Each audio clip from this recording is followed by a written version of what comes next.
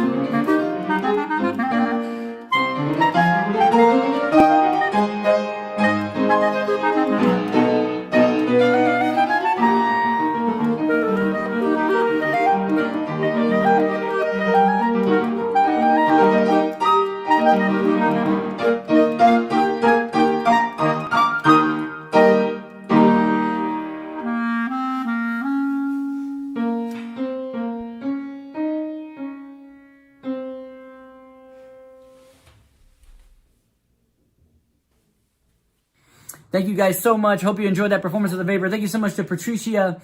Always amazing on that piano. So grateful to be able to play with her. Thank you so much. Hope you guys are having an awesome Tuesday evening. We're going to keep the music going. Now we're going to go to another German composer, Beethoven. He wrote a string trio in C minor. And now we're going to have the musician who plays so nice. We had to have him twice. Mark Lanson, and Mark Lanson will be playing violin and viola, doubling up with our own Byron Hogan as well on the cello. Take it away, my friends.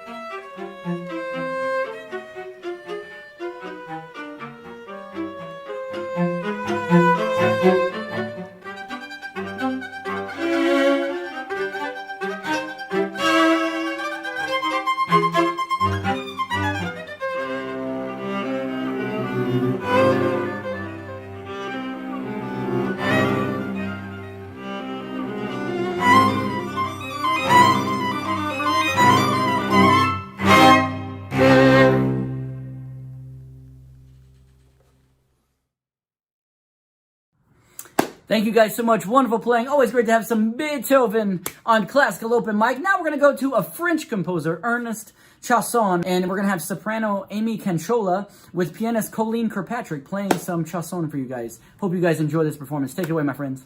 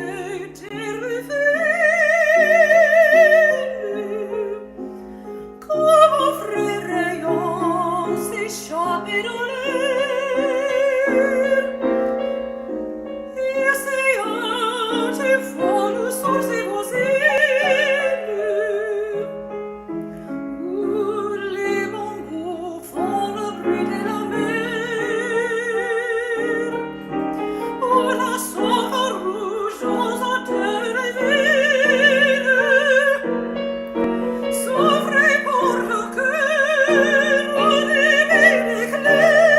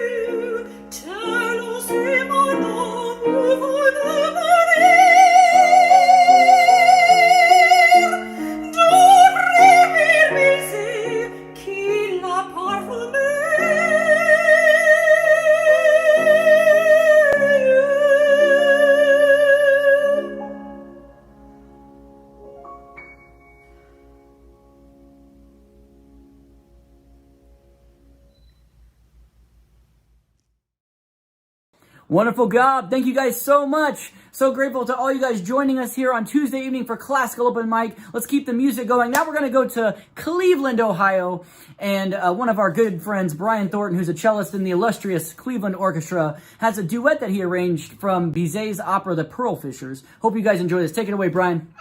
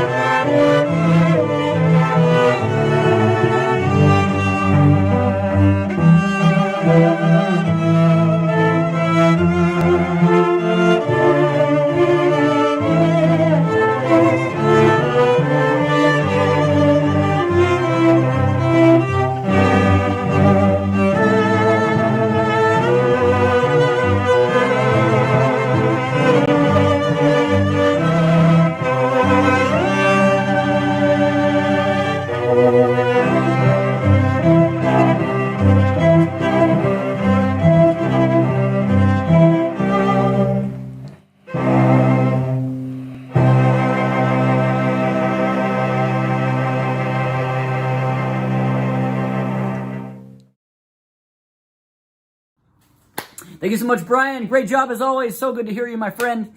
Now, with a little break from music, we're going to send things over to the director of Open Classical, Mark Lanson, has a special segment we do every week. It's called Classical Open Mic Trivia, and Mark's going to take this away. So, Mark, take it away, my friend. Thank you so much, Brent. Really appreciate it. Thanks for the introduction. We are live here on Open Classical's Trivia Night. That's right. We've got our wonderful usual cast of characters. We've got David Sywak here from the Dallas Symphony, Robin Kaufelt, critic with Theater Jones. We've got Kimberly Buggs here, who's an arts patron in the Dallas area. And we've got Amy Bishop, on-air personality from WRR Classical 101, our wonderful radio station here in Dallas, Texas. So thanks so much for being with us tonight. We get to ask, I get to ask you some trivia questions, and you are going to just buzz in with your tools. Show me your tools. Very good. Excellent. Love it. We are going to be playing for $10 gift certificate from Layla Bakery. So, up for the first question. Antonio Lucio Vivaldi, who is the maker of one of the most popular Baroque music works, The Four Seasons, was technically a priest. Which of the following was his nickname? A, the Magpie of Ventimiglia. B, the Nightingale of Verona. 3, or C, the Mad Priest of Viterbo, or 4, the Red Priest of Venice? Amy Bishop, you were first. The Red Priest of Venice. Yes, that is correct. The Red Priest of Venice. You sure he wasn't a magpie? It was not a magpie. I like the answers. It was not a magpie. All right. Very good. Okay, Amy's got 1 point. I'm going to write that down right now.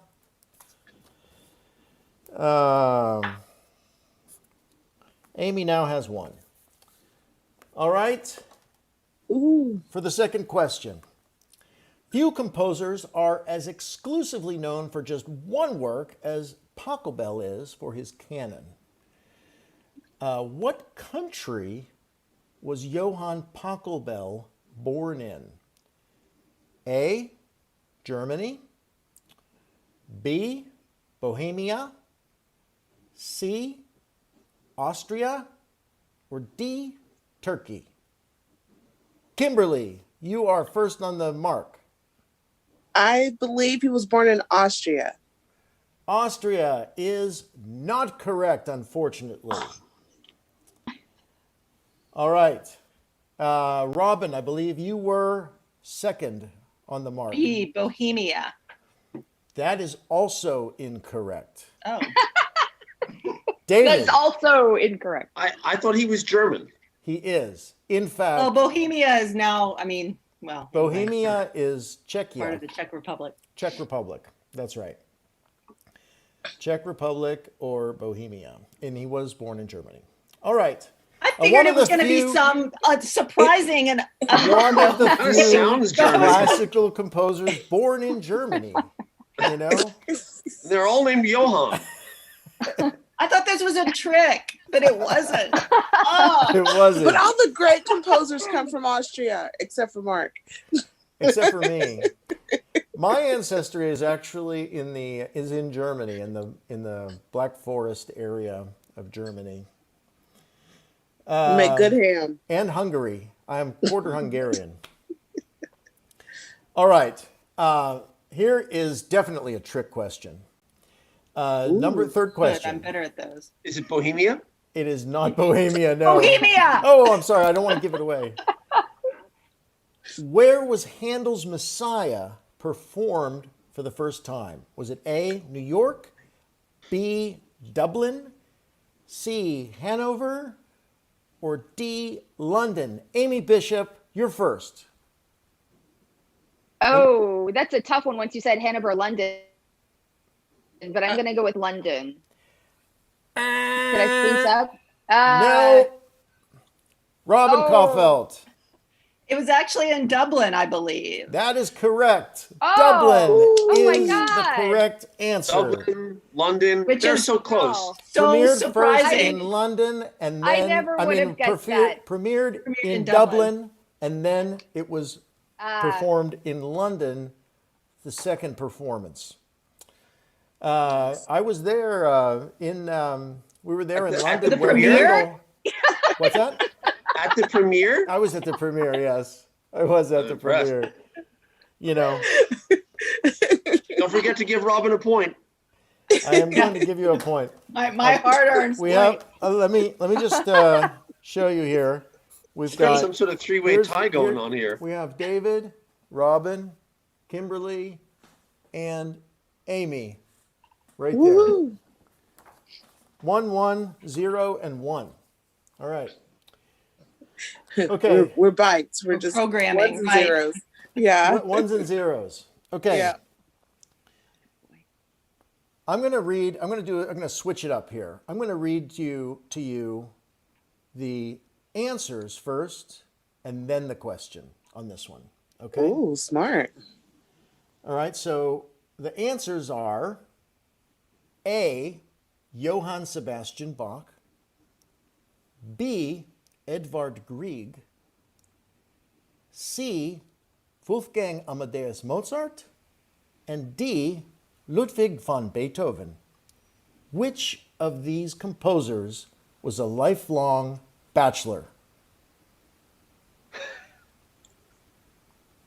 Robin. Beethoven. Yes. Well, no, it's possible they all had large families and never got married, but you know. That is true. They were I all. actually don't know anything about Grieg's, personal life. Yeah, he was But- married. He was married. All right, so I'm going to do the same thing with this last one as well. Okay, so this is also a memory quiz because you have to remember.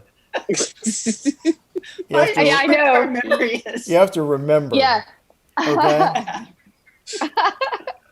All right. The answers are A, Bizet's aria Toreador from Carmen. Tchaikovsky's Nutcracker Suite. C, Khachaturian's Saber Dance. And D, Ravel's Bolero. Okay? So A is Carmen, Bizet Carmen. B, Tchaikovsky Nutcracker. C, Khachaturian's Saber Dance. And D, Ravel Bolero. And the question is, one of the most famous compositions in 20th century European music.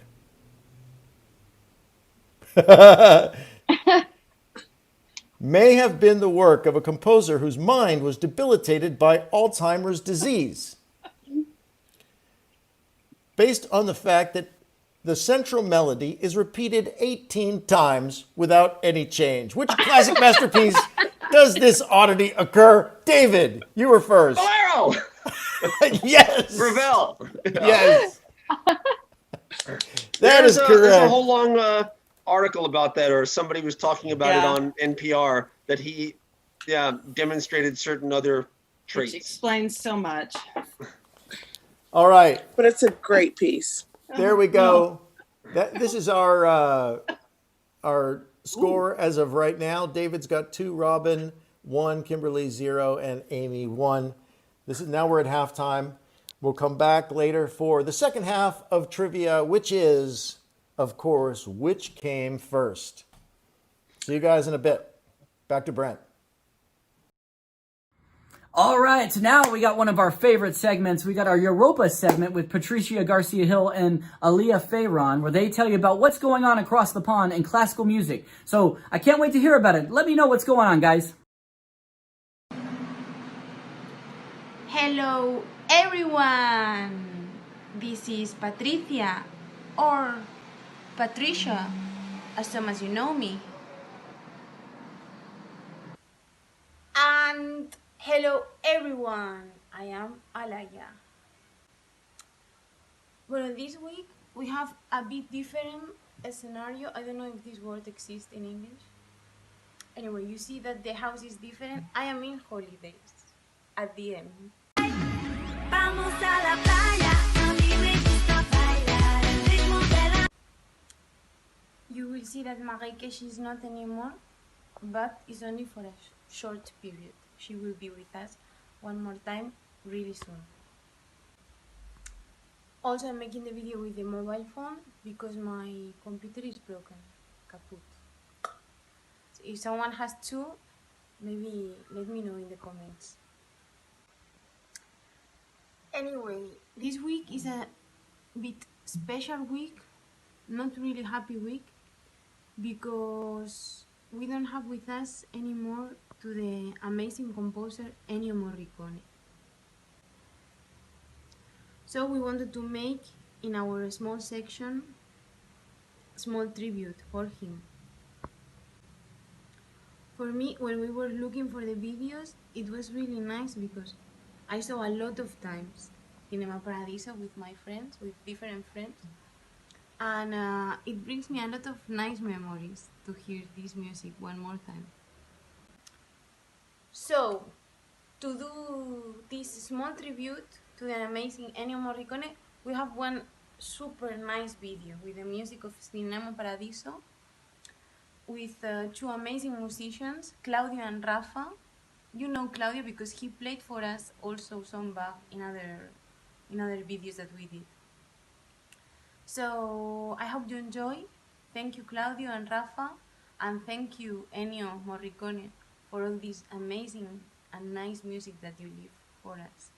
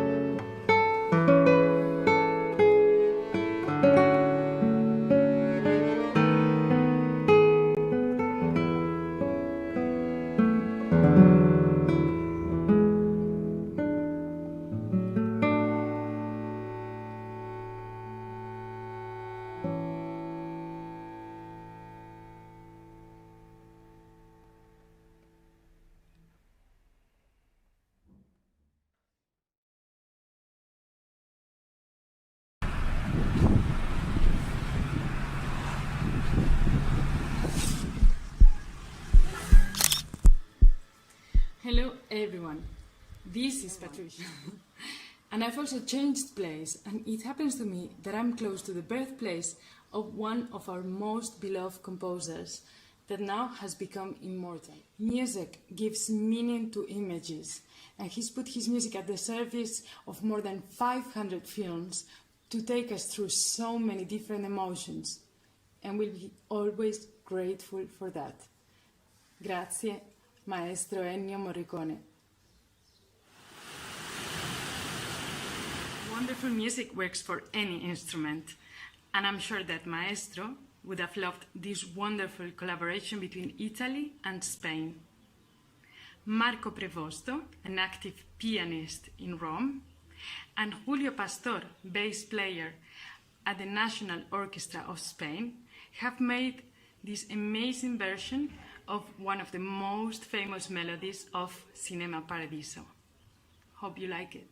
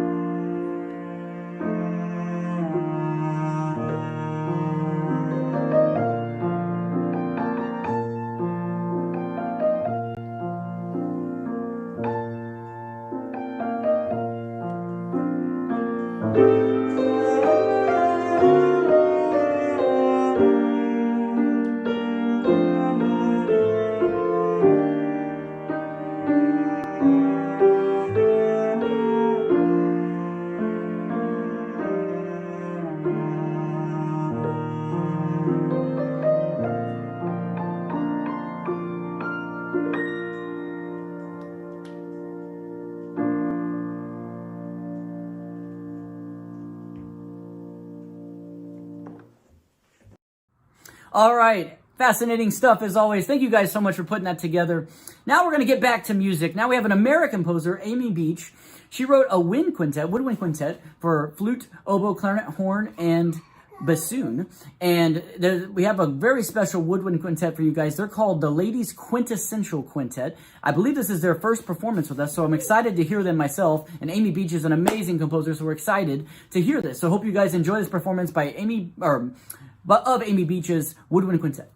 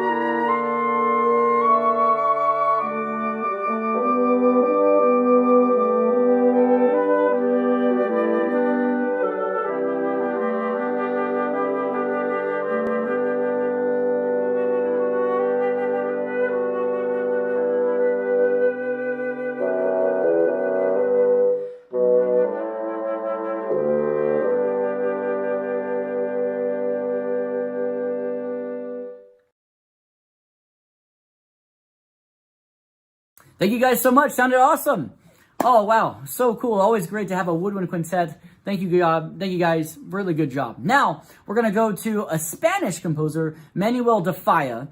He is just one of my favorite composers. I love playing him. And we have one of my favorite sopranos, Carla Lopez Special, is going to be doing a jota. Take it away.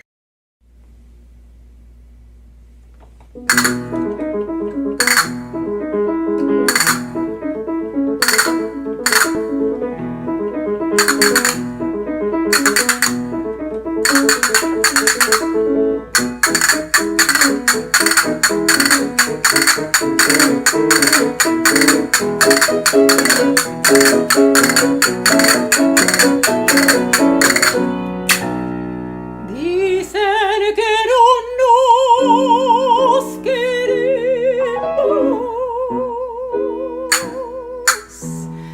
Dicen que no nos queremos.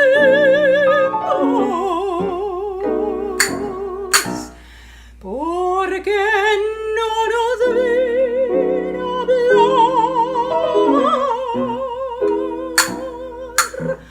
A tu corazón y el mío se lo pueden preguntar.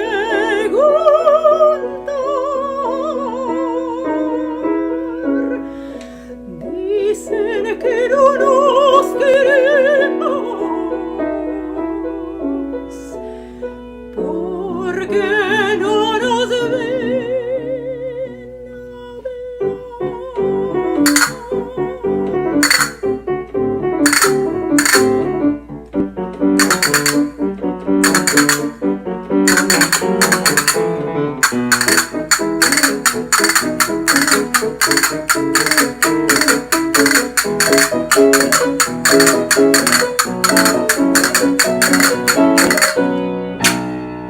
Ya me despido de ti.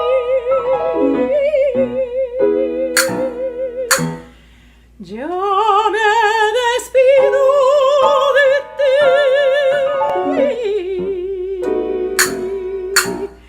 De tu casa y tu ventana. Y aunque no quiero tu madre, adiós, niño, hasta mañana.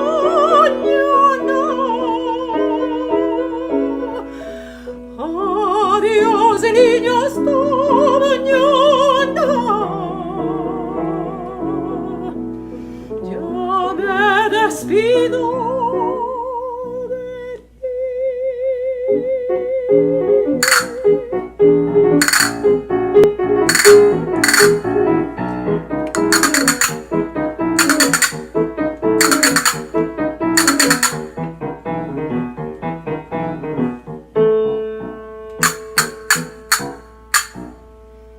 Aunque no quiero tu madre.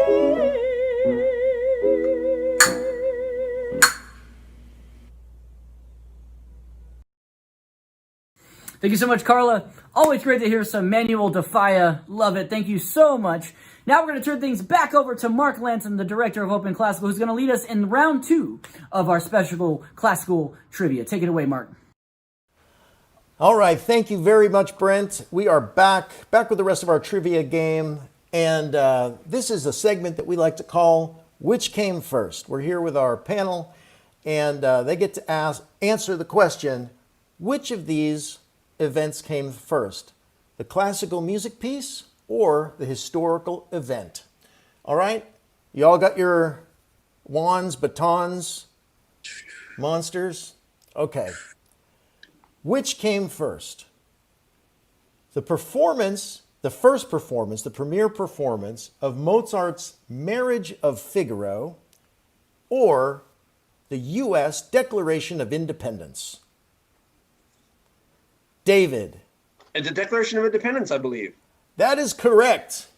The United States Declaration of Independence was July 4th, 1976, 1776, 1776. 1776.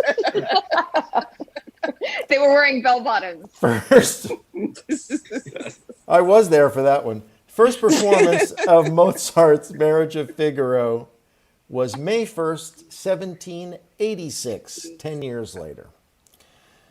All right. Bonus point for David. Where was the Marriage of Figaro premiered? In what city? Ooh, 1786. He was in Vienna at the time. Was he there at the? I'm going to go with Vienna.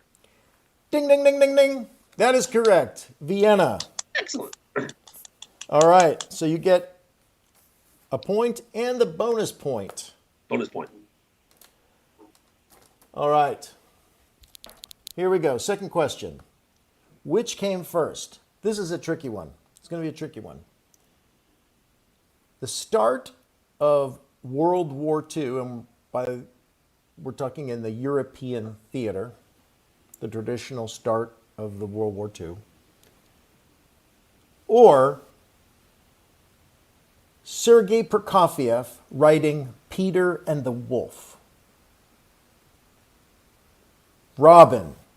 I think Peter and the Wolf was first. That is correct. Peter and the Wolf was first. Peter and the Wolf was written in 1936. Yeah. World War II, of course, beginning in 1939. So, for the bonus point, true or false? Prokofiev wrote the music in less than a month or more than a month? I should say true is Gotcha. less than a month. True is less. You're less not going than to a trick month. me. You're not going to trick me. False is more than a month. I think maybe less than a month. Less than a month. That is true. He actually wrote the version for piano in about a week. Wow. And the orchestration was finished 9 days later. Wow. Wow. So That is pretty impressive. Pretty impressive.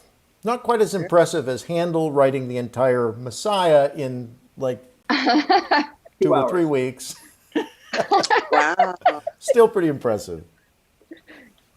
All right, so Robin gets 2 points. Robin gets a point and the bonus point. All right, next up, we're going to go with, we're going back to Vivaldi here. So, Did your cat write these questions? Because there's a lot of that's Vivaldi right, there's a lot of Vivaldi. Our cat is named Vivaldi for those out in the audience who do not know that. Which came first, Vivaldi writing the Four Seasons or the first publication of Isaac Newton's Law of Gravity? Oh. David. I think we're going to go with Isaac Newton on this one. That is correct. Isaac Newton's Law of Gravity came first. First published in 1687. And, of course, The Four Seasons was written approximately 1716-17. So, and published 1725 in Amsterdam.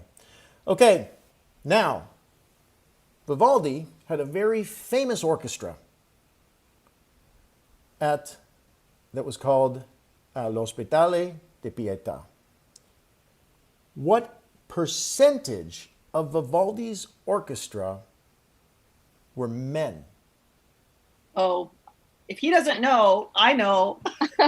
David, for with 0. That's correct. It was 0% men. It were all women. It was a female orphanage, women's orphanage, and the guys were sent off to learn a trade, and the girls were taught music and Got to study with Vivaldi. I think they all became programmers or That's right. TV repairmen. Interestingly, in the chorus, there are all voice types that are noted in the records. So they had not only sopranos, altos, but they had tenors and basses as well. So they had anti-castrati? That's right. That's right. They had women that were able to go as low as a lot of men. Yeah, Wow. it is possible. So anyway, okay, great. So David, you're really cleaning up here. You got 6 points. Wow. Okay, what I happened thought to I'd my? be playing for a kolache. That's why I'm so motivated. That's right. That's right. I haven't heard anything. Hey, Patricia, are we still playing? Are we playing for kolaches here? Okay, good. She doesn't yes. have any kolaches. Yeah, she doesn't have any. She didn't bring them back from But West. Layla's but does.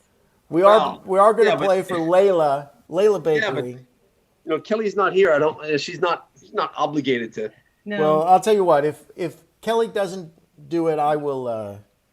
We'll spring for it. See, David becomes a monster when you provide him with the potential for We'll sweet. spring for it. All of a sudden, he knows so much more things. just- More things. Channeling. Okay. Yes, we are going to be playing for $10 gift certificate from Layla Bakery. I just want a kolache. All right. Okay. Here's another tricky one. All right. Very tough. Very tough. Which came first? The year Eric Satie wrote his famous Gymnopédie #1, or when Vincent van Gogh painted Starry Night?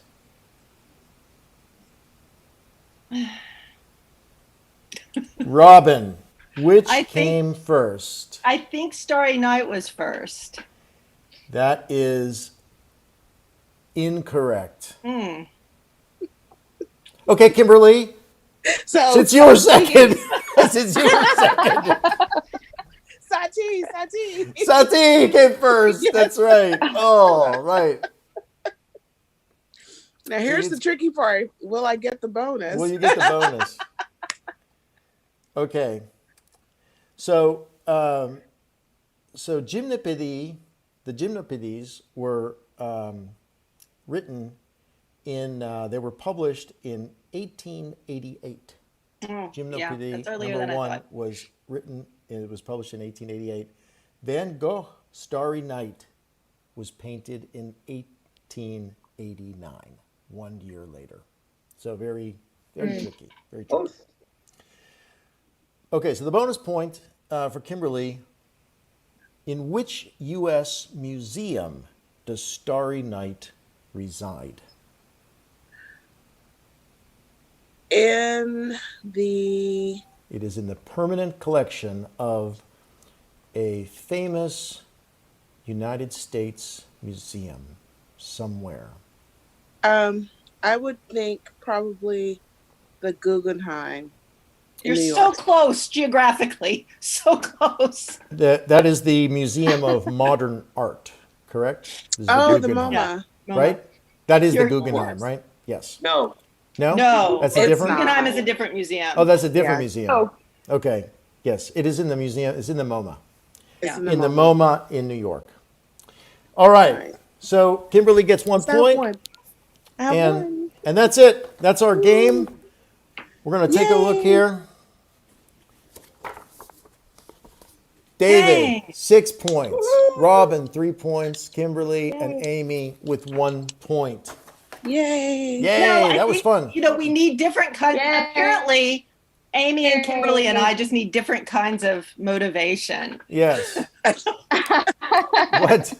What would We you need like? different- What would you like? You tell me. I'll make it happen. I'll make it happen. You want gum? I got a gum guy. You can. I can have you in gum like crazy. Minor eyeglasses. Popcorn. Popcorn. Coffee. Yeah. Coffee.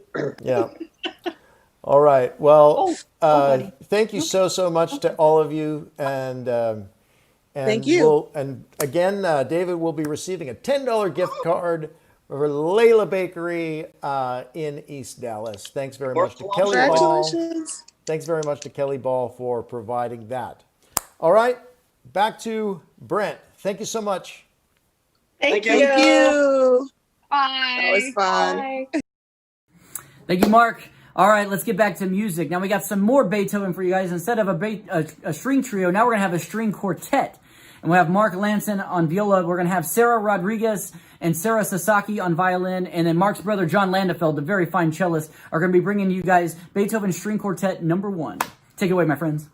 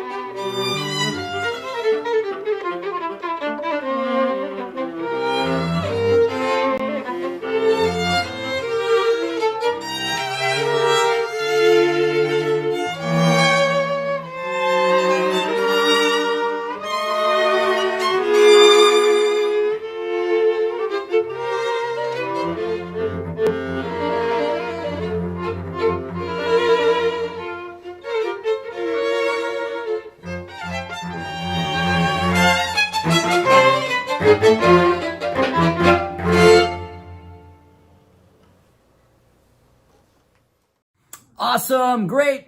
So grateful to hear you guys. Awesome job. Now, unfortunately, we come to the last performer of the night. It's always sad, but we left a really, really good one. Our good friend Ming Huang, all the way out in Seattle, is going to be playing some guitar for you guys.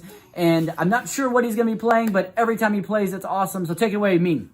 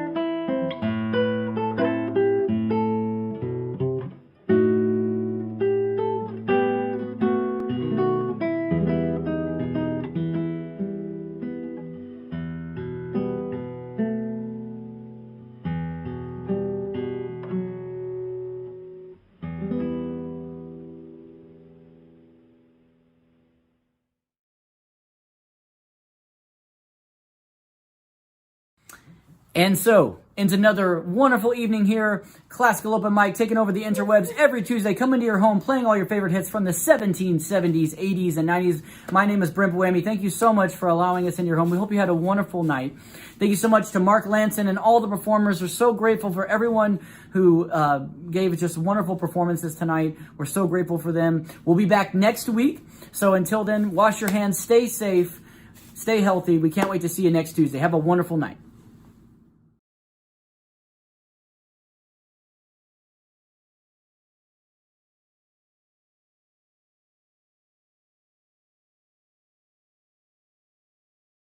Thank you.